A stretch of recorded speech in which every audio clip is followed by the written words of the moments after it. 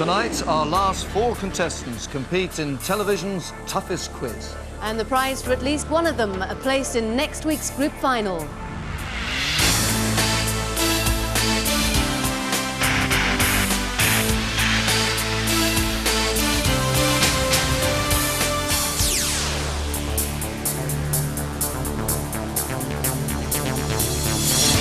Round 1, the assault course, and a reminder that contestants are competing to beat scientifically assessed target times. As usual, those targets are based on the age and gender of each contestant, so the winner's not necessarily the first to cross the line, but the person who has scored best against his or her target time. This is Steve Romana in red, one of 3 men in tonight's heat, and a former Sportsman of the Year in his native Crawley. Now, the best tactic on the assault course is to attack each obstacle, and Steve's doing just that through the switchback, setting the early pace along with Andy Wilbur in yellow, a data systems manager from Wellingborough. As the older man, Steve has the advantage of a 20-second slower target time, so to beat him, Andy must be at least 20 seconds ahead of him. Both men are being closely chased by Caroline Moat, who has a slower target time to aim for, but it is Steve Romana out in front. I think the most enjoyable aspect of the Krypton Factor has been meeting some of my fellow contestants and the rapport and camaraderie we've built up. And a real battle developing between Steve and Andy as they go under the flat net. But in third place, and determined not to let up, is King cricketer Caroline Moat, who says she wants to beat the men. But at the halfway stage, Steve Romana is still leading. Caroline showing tenacity and technique there. But it's crucial that the contestants pace themselves correctly. Steve and Andy jostling for position on the cargo nets and now dragging themselves along those tram wires. Andy looking like he has quite a lot in reserve though. Most Saturdays I'm a referee. The round that I'm most looking forward to is the flight simulator. I've always enjoyed those sort of games. Trailing the leaders at the moment is Nigel Ingham Green, a science teacher from Bradford. But as they struggle through the S-bend, Andy Wilbur is overtaking Steve Romana and beginning to pull ahead of him. Still, close behind these two is Caroline, making light work of the tram wires. I would love to be the first woman to win the new style Krypton Factor, as it's such a comprehensive challenge. Nigel's got an awful lot of work to do here if he's going to get back into this race. Certainly he's well behind Caroline at this stage and the other men. I enjoy playing games in my spare time. I'm a keen Scrabble player and I enjoy devising games myself. And Caroline Moat closing up on the men as all 3 come over the A-frame. And this is shaping up to be a really close finish with 2/3 of the course now completed. It's Wellingborough's Andy Wilbur first off the A-frame, and as the younger man, he has to make sure he's well ahead of both Caroline and Steve if he's to win. Nigel surely too far behind now, but at the water splash, Andy's extending that lead. He's an amateur rugby referee, so he has plenty of stamina, and he's pacing this really well. The exhaustion beginning to tell on Steve's face. He's being caught by Caroline, who seems to have great reserves of energy. And Andy across the Burma rope bridge. He'll be the first to go down the aerial slide. It's a great performance from him, but has he put enough between himself and Caroline? He needs to be 30 seconds clear of her. So as he comes down the aerial slide, the big question is, has Caroline enough strength and pace left to get close enough to win? The big splashdown now for Andy Wilbur, and meanwhile, back at the top of the aerial slide, Caroline is about to overtake Steve at the very last, but has she done enough to snatch victory from Andy and take the 10 points? She is well inside her target time and has comfortably beaten Steve, but will the clock give her overall victory? The big splashdown, and she has done it. She wins the assault course. They may think there's nothing tougher than that. They're about to find out. Let's now welcome our contestants.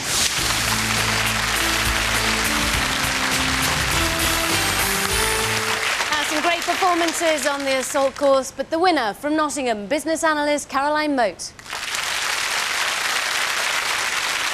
And the full point breakdown. Nigel 2, Steve and Andy tied on their target scores, so each get 6 points, and Caroline takes 10.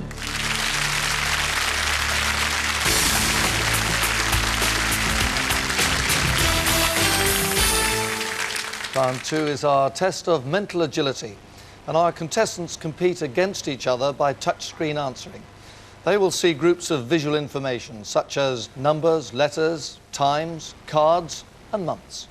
My questions will concern the relationship within those groups. So if we had the following numbers, 4, 12, 9, 5, I might say two numbers greater than 8, and the answer would be 9 and 12.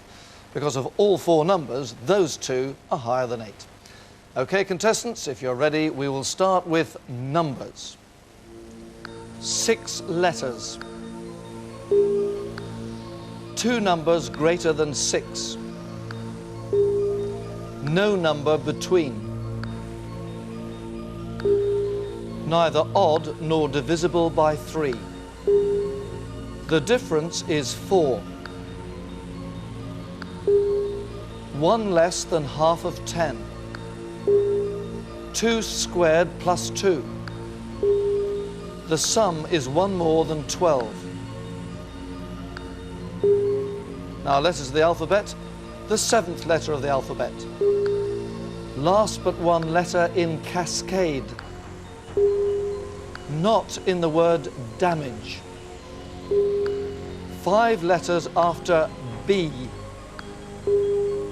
5 letters after H. 2 before the third image. Not in digit. Not before R or after V. Clock times. 4 hours after 13:50.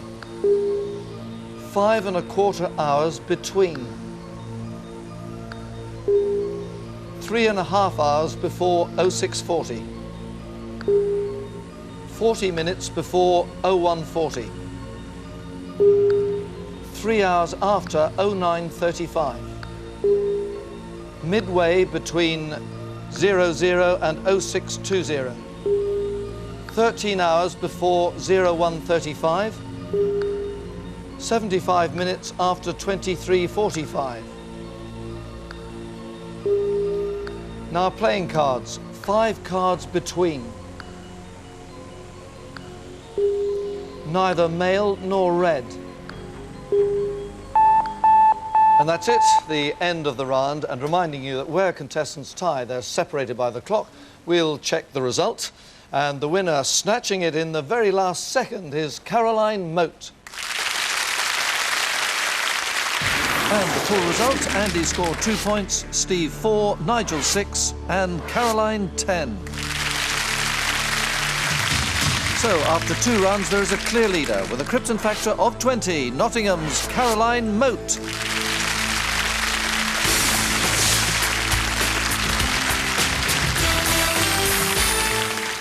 The response round, and once again the good people of Blackpool batten down the hatches as our trainee flyers take to the skies courtesy of British Aerospace's state-of-the-art simulator.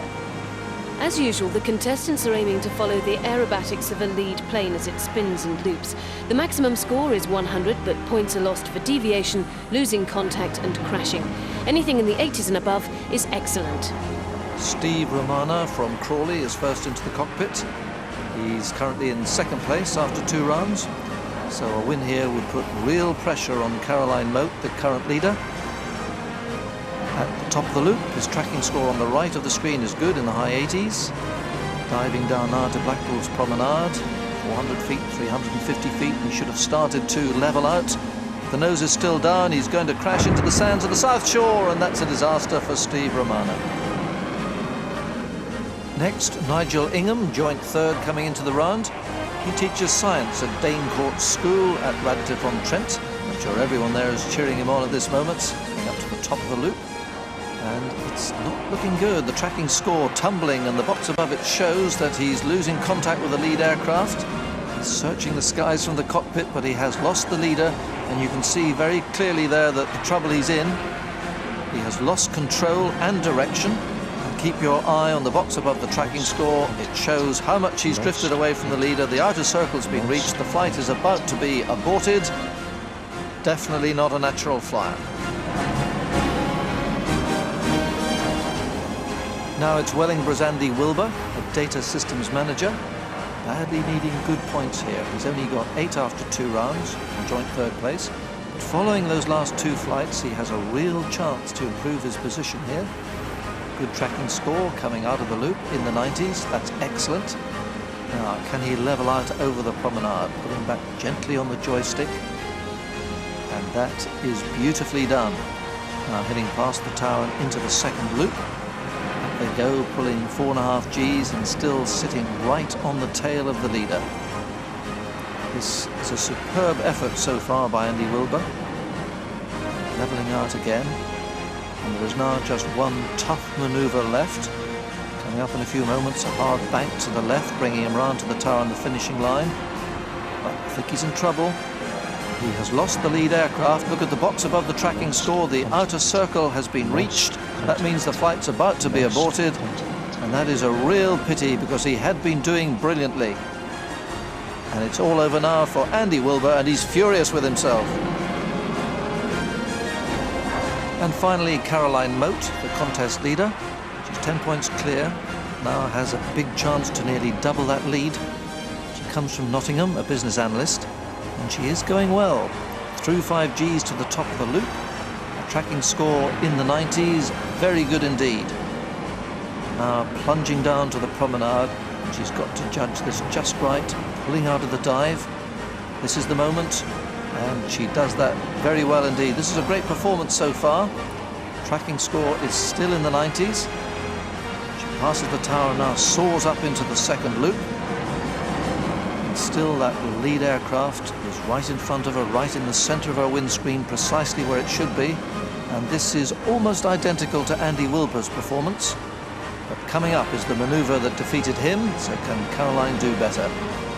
She's going to have to bank hard to the left about now. And she's in trouble, I think. She has lost the leader. And she's desperately looking for him, but she's gone into a steep dive and crashed. Well, it was so good up to that moment. So the full scores: 2 points for Steve, 4 for Nigel, 6 for Caroline and 10 points for Andy. Which means that her lead has been reduced, but still out in front with a Krypton Factor of 26 is business analyst Caroline Moat.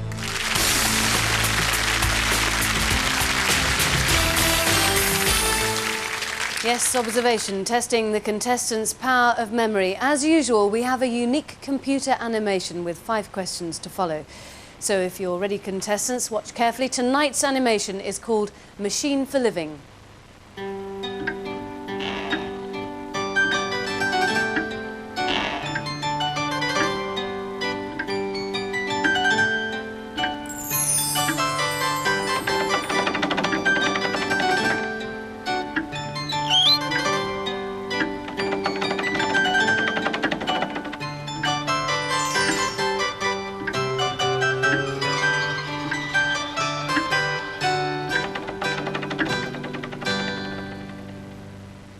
Five questions on that animation starting now. When the second door of the machine opened, how many flowers or blossoms could be seen? What could be seen through the small window underneath the second or spring blossom door? What was written on the first or left-hand door?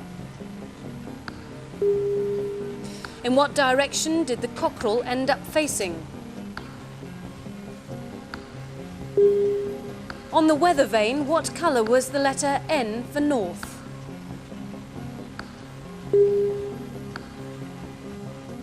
Nigel and Steve both had 3 correct answers there, but because a tie is decided on time, Nigel wins the round.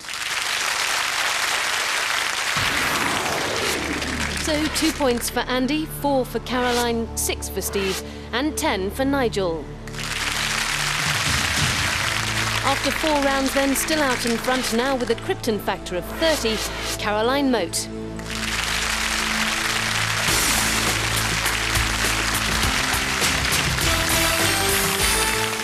Coming up now, 75 seconds of rapid-fire general knowledge questions. And with 2 points for a correct answer and 2 points deducted for a wrong answer, it's vital for all the contestants to build up their points totals here to secure important advantages in the Super Round. So are you ready, contestants? The clock starts now. At the start of a snooker game, which colour ball is nearest to the apex of Steve? Black. No, pink. Which Pink Floyd album is the best-selling ever by a British group? Steve. Dark side of the moon? Correct. Which planet with no moon orbits between Mercury and Steve? Venus. Correct. If venous blood flows towards the heart, which blood flows from that organ? The answer is arterial. Which artist, court painter to Charles I, had a pointed beard named after him? Steve. Van Dyke. Correct. Dick Van Dyke and Julie Andrews starred in which musical film? Steve. Mary Poppins. Correct. Popperings, Conference and Williams are varieties of which fruit? Andy. Pear. Correct. In which sport have the British pair Stephen Redgrave and Matthew Steve? Rowing. Correct. Rotten Row and the Albert Memorial are Steve. Too late, Hyde Park. Too late, I'm afraid. It must be instant. What was built in Hyde Park in 1851, Steve? The, Too late, Crystal Palace. Billy Crystal and Meg Ryan starred in which film about a 12-year friendship that develops into love? Andy. When Harry Met Sally. Correct. And that's it, the end of the round, and the leader going into the super round with a Krypton Factor of 30 is Nottingham's Caroline Moat. So Caroline is in excellent shape for the super round, but how will all of them use their points to gain advantage? The super round is next. Yes, this is where it all happens. The cryptic rings, the response revolve, the laser matrix, the Krypton mountain, they're all coming next.